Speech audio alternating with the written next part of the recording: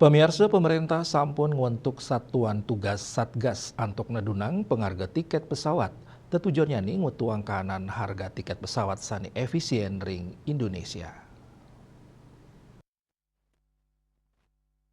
Indika inucap kejantenang oleh Menteri Pariwisata dan Ekonomi Kreatif Menparekraf Sandiaga Salahuddin Uno. Sekadi saneka ketus saking kantor berita antara, Dani Mausang sampun laksana yang parum, terus sampun kauduhang ring sieu pemargi ring galah pungkuran, silet tunggilnya nih antuk ngewentuk Satgas anggen nedunang harga tiket pesawat.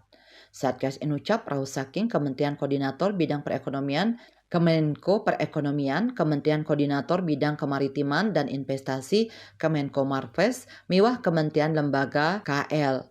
Ringgalah inucap Dani Mausang yening nenten wantah bahan bakar aftur kemanten sani mawasana ring sajoning ngawinang harga tiket pesawat mal ring dalam negeri nanging wenten pamidabdab tiosan skadi beban pajak kantos beban biaya operasional.